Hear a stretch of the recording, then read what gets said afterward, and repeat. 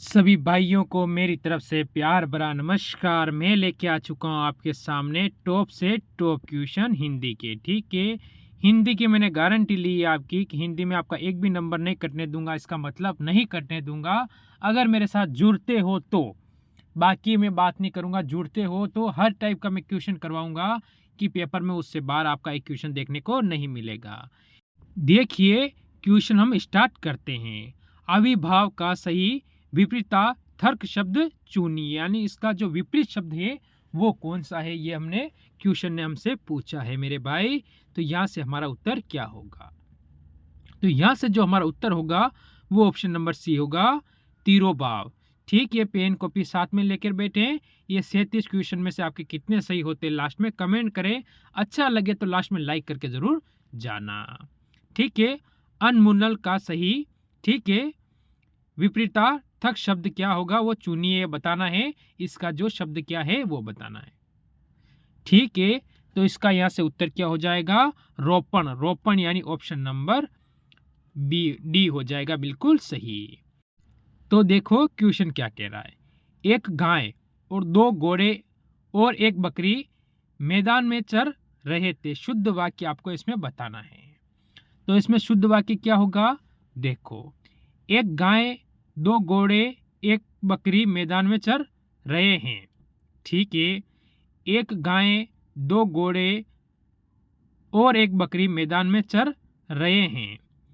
एक गाय, 2 घोड़े और 1 बकरी मैदान में चर रहे हैं, यानी ऑप्शन नंबर सी बिल्कुल आपका यहाँ पर सही हो जाएगा। कौन सा होगा? ऑप्शन नंबर सी।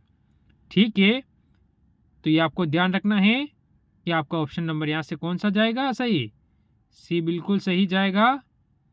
तो एक बार देख लो आप। वैसे ऑप्शन चारों ही समान है। ठीक है, कुछ अंतर इसमें दिख नहीं रहा है, ऑप्शन चारों ही समान दिख रहे हैं। तो यानी आप कौन सा लगाते हो उस हिसाब से देख लेना। बाकी ऑप्शन सारे ही एक समान है, कहीं कोई अंतर नहीं है इनमें।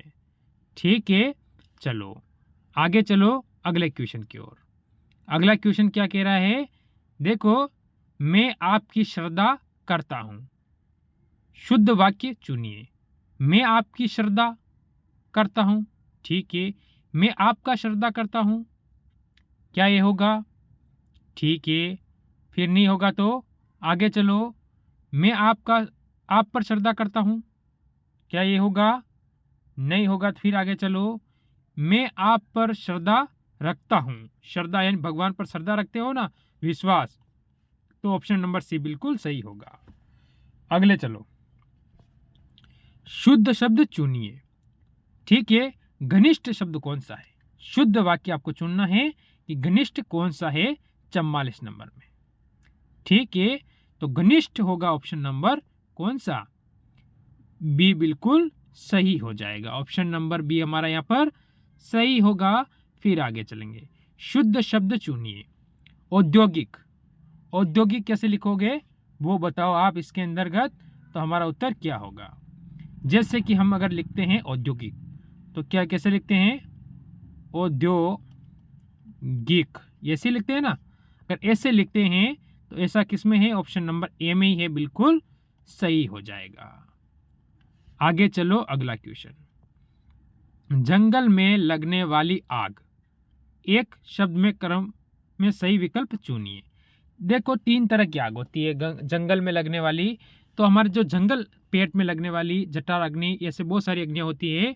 दावा अग्नि, ठीक है, बड़वा अग्नि होती है, नल बोलते हैं उसे। ठीक है, जैसे पानी में लगने वाली आग, ऐसी बहुत सारी आगे बताई जाती है। पर हमसे पूछा है जंगल वाली, तो जंगल वाली को हम क्या कहते हैं? ठीक है, तो जंगल को कहेंगे दावा नल। ठीक है, दावा नल यानी ऑप्शन नंबर बी बिल्कुल सही हो जाएगा। ऑप्शन नंबर बी हमारा यहाँ पर सही हो जाता है। अगला क्वेश्चन देखो, जहां लोगों का मिलन हो। जहां लोगों का क्या हो? मिलन हो। एक शब्द के क्रम में सही विकल्प चुनिए। ठीक है, जहां लोगों का मिलन हो, मेला, भीड़, सम्मेलन। तो फिर क्या होगा? क्वेश्चन कौन सा है? 37। तो आप कहोगे जहां लोगों का मिलन होता है उसे हम सम्मेलन कहते हैं। आगे बढ़ो अगले क्वेश्चन की ओर। किसी प्रतियोगिता में विजयी होने पर दिया जाता है, उपयुक्त शब्द में चयन करें। अगर आप किसी प्रतियोगिता में भाग लोगे, वहां पर आप विजयी होगे, तो आप क्या दोगे? क्या मिलेगा आपको? वहां पर उपहार मिलेगा। कुछ भी उपहार मिलेगा। ऑप्शन नंबर सी बिल्कुल सही हो जाएगा। आगे बढ़ो अगले क्वेश्चन की ओर। साक्ष्य भाव मिश्रित अनुराग को कहते हैं, उपयुक्त शब्द का चयन करें। यानी इसमें से उपयुक्त शब्द कौन सा है वो आपको बताना है इसके अंतर्गत। तो यहां से आपका उत्तर क्या होने वाला है? स्नेह। स्नेह यानी ऑप्शन नंबर बी बिल्कुल सही हो जाएगा। फिर आगे बढ़ो अगले क्वेश्चन की ओर। ठीक है, क्वेश्चन क्या कह रहा है? कुंस गति के कारण चरित्र पर दोष लगता है, उपयुक्त शब्द का चयन करें। आपके शरीर पे जो दोष लगता है उसके तहत जो उपयुक्त शब्द है इसमें वो कौन सा है? तो आपको क्या कहोगे? कलंक। क्या लगता है? कलंक लग जाता है कि इसके तो क्या लग चुका है? कलंक लग चुका है कि इसके लड़कियों के चक्कर में वहां पकड़ा गया था, इसके साथ कलंक लगा है। उदाहरण मैं आपके देख के बता रहा हूँ। ठीक है, इसीलिए इन पापा की परियों से दूर रहो और मेहनत करो अपने सिलेक्शन के लिए। ठीक है, ठीक है। शस्त्र क्या है? उपयुक्त शब्द का चयन करें। शस्त्र होता है वो क्या है ये आपको बताना है। ठीक है, तो शस्त्र क्या होता है? ठीक है, वह हथियार जो फेंक कर चलाया जाता है, वह हथियार जो हाथ में थाम कर चलाया जाता है। तो option number B, option number B बिल्कुल सही होगा कि वो हथियार जो हाथ में थाम कर चलाया जाता है। फिर आगे चलो। जिसमें संसार के प्रति मोह न रहा हो, उपयुक्त शब्द चयन करें। ठीक है, जिसमें संसार के प्रति क्या ना हो? मोह ना हो, प्रेम ना हो, उसने सभी को त्याग दिया हो, उसे हम क्या कहेंगे? तो यहां से हमारा क्या होगा? वितरागी। क्या कहेंगे? वितरागी। ऑप्शन नंबर ए बिल्कुल सही हो जाएगा। उसे क्या कहेंगे? वितरागी कहेंगे। आगे चलो अगले क्वेश्चन पे। जो कभी बूढ़ा ना हो, उपयुक्त शब्द का चयन करें। जो कभी बूढ़ा ही ना हो, भाई जो कभी बूढ़ा ही नहीं होगा उसको क्या कहेंगे हम? अमर तो कह नहीं सकते, हम अजर कहेंगे। ठीक है, अजर यानी ऑप्शन नंबर बी हमारा बिल्कुल सही होता है। जो कभी बूढ़ा ना हो वो क्या होता है? अजर होता है। अगला क्वेश्चन। खेत का सही तत्सम शब्द चुनिए। खेत को हम क्या, तत्सम शब्द क्या होता है खेत का, ये आपको बताना है। तो यहां से उत्तर क्या होगा? ठीक है, इसमें आपका 54 नंबर में, एक मिनट देखो, 54 नंबर में आपका उत्तर कौन सा होगा? पहले सही कर लो। इसमें होगा तरुण। जो कभी बूढ़ा ना हो उसे हम कहेंगे तरुण, यानी ऑप्शन नंबर डी कहेंगे। ये आपको याद रखना है। आगे चलो अगले क्वेश्चन। खेत का सही तत्सम शब्द आपसे पूछा है, तो वो क्या होने वाला है? ठीक है, तो वो होगा खेत का, आप कहोगे क्षेत्र। क्षेत्र यानी ऑप्शन नंबर बी बिल्कुल सही हो जाएगा। फिर आगे चलो। घोटक का सही तत्सम शब्द चुनिए। घोटक है, उसका सही तत्सम शब्द कौन सा है ये आपको बताना है। ठीक है, तो यहां से उत्तर क्या हो जाएगा?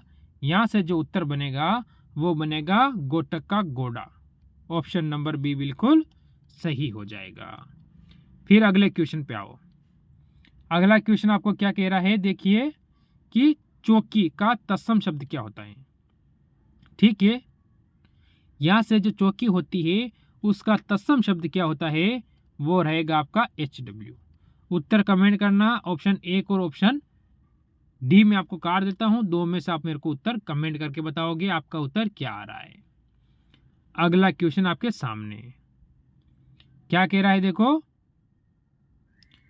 सूचिका का तत्सम शब्द क्या होता है? सूचिका होती है, उसका तत्सम शब्द क्या होता है? तो उसका हो जाएगा सुई। क्या हो गई? सुई। ऑप्शन नंबर बी बिल्कुल सही हो जाएगा। अगला क्वेश्चन चलो, क्या कह रहा है? आपके सामने आ चुका है। त्वरित का तत्सम शब्द क्या होता है? ठीक है, त्वरित का तत्सम शब्द कौन सा होता है वो आपको बताना है। तो क्या कहोगे? तुरंत और तुरंत। तुरंत और तुरंत, यानी ऑप्शन नंबर कौन सा? डी वाला हो जाएगा। ये ऑप्शन नहीं होगा, बाकी ये दोनों ही सही हो जाएंगे। अगला क्वेश्चन जो कि गद्यांश से समझ आया है, बढ़िया क्वेश्चन है। 60 से लेकर 64 तक क्या है, गद्यांश है। निम्नलिखित गद्यांश को पढ़कर पूछे गए प्रश्नों के उत्तर दीजिए। 4 विकल्प का उपयोग। देखो, वैज्ञानिक प्रयोग की सफलता में मनुष्य की बुद्धि का अपूर्ण विकास कर दिया है। द्वितीय महायुद्ध में ठीक है, बम की शक्तियों ने कुछ क्षणों में ही जापान की अजय शक्ति को पराजित किया था। इसी शक्ति का युद्धकालीन सफलता में अमेरिका, रूस, ब्रिटेन और फ्रांस आदि सभी देशों ने को एक, ठीक है, सभी देशों का क्या है, तो शस्त्र और शस्त्रों के निर्माण की प्रेरणा दी। सभी भयंकर और सर्वविनाशकारी शस्त्र बनाने लगे हैं। अब सेना को पराजित करना तथा शत्रु देश पर पैदल सेना द्वारा आक्रमण करने के लिए शस्त्र निर्माण के साथ साथ देश के विनाश कर देने की दिशा में शस्त्र बनने लगे हैं। ठीक है, शस्त्र बनने लगे हैं। इन हथियारों का प्रयोग होने पर शत्रु देश की अधिकांश जनता और संपत्ति थोड़े ही समय में नष्ट की जा सकती है। ठीक है, थोड़े ही समय में जो भी शत्रु देश है उसकी संपत्ति को नष्ट किया जा सकता है। देखो, चूंकि ऐसे शस्त्र प्राय सभी स्वतंत्र देशों के संग्रहालयों में कुछ न कुछ आ गए हैं, अंततः युद्ध की स्थिति में उनका प्रयोग भी अनिवार्य हो जाएगा, जिससे बड़ी जनसंख्या में प्रभावित हो सकती हैं। इसलिए ठीक है, क्या है, निशस्त्रीकरण की योजना बन रही है। ठीक है, किसकी, जो बिना शस्त्र के युद्ध कर सके। शस्त्रों के निर्माण में प्रक्रिया अपनाई गई है। इसी के कारण आज इतने उन्नत शस्त्र बन गए हैं। ठीक है, जिनके प्रयोग में व्यापार विनाश, ठीक है, एक तो व्यापार विनाश, ठीक है, व्यापार यानी दूसरे देश खरीदेंगे तो क्या होगा, व्यापार होगा उसका, उससे जो देश बनाएगा उसको क्या मिलेगा, लाभ मिलेगा। तो क्या है, आसान दिखाई पड़ता है।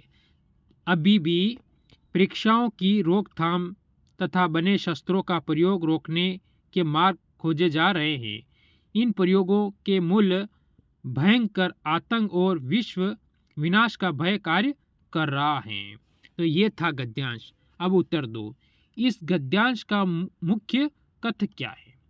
इस गद्यांश से इसका मुख्य कथन क्या है, ये आपसे पूछा है। कथ का मतलब होता है कथन। ठीक है, तो आप क्या बताओगे, तो इसमें क्या होने वाला है आपका उत्तर। ठीक है, तो यहां से जो हमारा उत्तर होगा वो होगा निशस्त्रीकरण और विश्व शांति, यानी बड़े बड़े शस्त्रों का उपयोग नहीं करेंगे तो देश युद्ध नहीं करेंगे, तो अपने काम से काम करेंगे और दूसरे देशों का नुकसान भी नहीं होगा। चलो अगला देखो, भयंकर विनाशकारी आधुनिक शस्त्रों, ठीक है, यानी शस्त्र जो बनाए गए हैं उनके बनाने की प्रेरणा किसने दी है, ये आपको बताना है।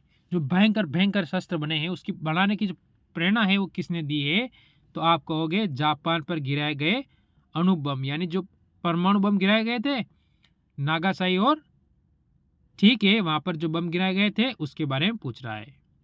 अगला क्वेश्चन देखो, आपको क्या कह रहा है, एटम बम की ओर से अपार शक्तियों का प्रथम अनुभव कैसे हुआ। ठीक है, जो बड़े बड़े बम थे उनका जो शक्तियां जो घिरे थे उनसे जो अनुभव हुआ वो कैसे हुआ।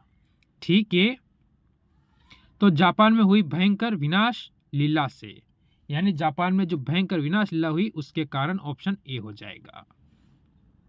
फिर आगे चलो, क्या कह रहा है, बड़े बड़े देश आधुनिक विनाशकारी शस्त्र क्यों बना रहे हैं। ठीक है, जो बड़े बड़े देश है वो आधुनिक और विनाशकारी जो शस्त्र बना रहे हैं वो क्यों बना रहे हैं, ये हमें कह रहा है। तो हम क्या कहेंगे, यहाँ पर क्या उत्तर देंगे। ठीक है, तो यहाँ से हम कहेंगे कि क्या होगा, जल्दी बताओ, प्रारंभिक भय के कारण, यानी कोई दूसरा देश अगर मेरे पर आक्रमण करेगा तो मैं कैसे बचाव करूंगा, उसी के कारण ये बना रहे हैं। चलो अगला क्वेश्चन देखो, आधुनिक युग में भयंकर विनाशकारी होते हैं क्यों, ये आपसे पूछा है कि भयंकर विनाशकारी होते हैं क्यों, क्योंकि ये लास्ट क्वेश्चन है। बताओ इसका गद्यांश का, तो हमारा उत्तर इसमें क्या होगा। अधिकांश जनता और उसकी संपत्ति को नष्ट हो जाती है। Option number B. ठीक है, चलो अब आगे चलो, अगला क्वेश्चन देखो। हिंदी भाषा किस लिपि में लिखी जाती है? जो हिंदी भाषा है, हम जैसे लिख रहे हैं, जैसे आपका नाम लिख दो, कुछ भी हो, तो किस भाषा में लिखी जाती है? तो हम क्या कहेंगे? हम लिखते हैं देवनागरी। ठीक है, ऑप्शन नंबर सी बिल्कुल सही हो जाएगा। फिर आगे बढ़ो। निम्नलिखित में से कौन सा स्वर नहीं है? यानी इनमें से कौन सा एक स्वर नहीं है? तो कौन सा स्वर नहीं है वो आपको बताना है। ठीक है, 66 का उत्तर क्या होगा? अण। ठीक है, ऑप्शन नंबर डी हो जाएगा, एक स्वर नहीं है। चलो अगला क्वेश्चन देखो, क्या कह रहा है? सर्वनाम कितने प्रकार के होते हैं? बढ़िया क्वेश्चन, अच्छा क्वेश्चन आया है कि सर्वनाम कितने प्रकार के होते हैं। तो आप सभी को पता है सर्वनाम कितने प्रकार के होते हैं? 5, 6, 7 और 8। तो ऑप्शन नंबर बी यानी 6 प्रकार के हो जाते हैं सर्वनाम। फिर अगला क्वेश्चन देखो, निम्न में से कौन सा शब्द क्रिया विशेषण है? ऐसा कौन सा शब्द है जो क्रिया विशेषण है, वो आपको बताना है 68 नंबर क्वेश्चन की ओर। तो आप कहोगे यहां से मीठा। मीठा यानी ये क्या है? क्रिया विशेषण शब्द हो जाता है। फिर अगला क्वेश्चन देखो, सदा एक वचन में प्रयुक्त होने वाला शब्द, चाहे आप कितना भी उसे बहुवचन में ले जाओ, पर वो हमेशा किस में होता है? एक वचन में ही प्रयुक्त होता है। वो शब्द कौन सा है ये आपको बताना है। ठीक है, तो यहां से उत्तर होगा सहायता। आप हमेशा बोली कुछ भी कर लो, सहायता हमेशा एक वचन में मांगोगे, ये भाई मेरी मदद कर दे यार, बाबा मदद कर दे। समझ गए? चलो आगे चलो, अगला क्वेश्चन आपके सामने आया है। भूधर्व का संधि विच्छेद क्या होगा? इसकी जो संधि होगी वो क्या होगी आपको बतानी है। तो क्या बताओगे आप यहाँ से? तो यहाँ से आपका उत्तर हो जाएगा भू प्लस उधर्व। ठीक है, ऑप्शन नंबर बी बिल्कुल सही हो जाएगा इसके अंदर का। बढ़ो अगले क्वेश्चन की ओर। हथियाना में कौन सा क्रिया है? कोई भी चीज हथियाना, ठीक है, उसमें क्रिया आपसे पूछिए कि कौन सा क्रिया है, कौन सी क्रिया है। तो उत्तर क्या होगा यहाँ से अपना? हमारा उत्तर हो जाएगा प्रणार्थक। ठीक है, ऑप्शन नंबर क्या होगा? नहीं होगा, ए नहीं होगा, तो फिर कौन सा होगा? फिर होगा नाम धातु। ऑप्शन नंबर डी बिल्कुल सही हो जाएगा। फिर आगे चलो, अगला क्वेश्चन, उच्चारण का संधि विच्छेद क्या होगा? उच्चारण का संधि विच्छेद क्या होगा ये बताओ आप। ठीक है, तो यहां से हो जाएगा उत प्लस चारण, यानी ऑप्शन नंबर सी बिल्कुल सही हो जाएगा, उच्चारण। फिर आगे बढ़ो अगले क्वेश्चन की ओर। वह का उच्चारण स्थान है, वह का जो उच्चारण स्थान है वो कहां पर है? तो हम क्या कहेंगे? दंतोष्ठ। दंतोष्ठ क्या है? वह का उच्चारण स्थान है, ऑप्शन नंबर सी। आगे चलो अगला क्वेश्चन देखो, राम ने खाना खाया, मैं खाया होगा, इसमें कौन सी क्रिया है? राम ने खाना खाया, मैं खाया होगा, कौन सी क्रिया है? ठीक है, तो ये कौन सी क्रिया है? ये रहेगा HW। आज का दूसरा क्वेश्चन कमेंट करना। फिर आया आज का लास्ट क्वेश्चन, नीचे दी गई पंक्तियों में पहले और अंतिम पंक्ति के क्रमशः 1 से 6 तक दी गई है, बीच में 4 वाक्यों में उचित क्रम में लगाए गए, जिसमें से अर्थपूर्ण व्यवस्थित करें। ठीक है, जैसे कि क्या कह रहा है? एक राष्ट्र चेतना की दृष्टि से ही लेकर रहने वाले व्यक्तियों भौगोलिक सीमा देश है। ठीक है, तो कौन सा हो जाएगा यहाँ पर? तो अगर हम देखें सबसे पहले क्या आएगा, तो सबसे पहले अगर मैं देखूँ, इसको हमने पढ़ा है तो भौगोलिक सीमा।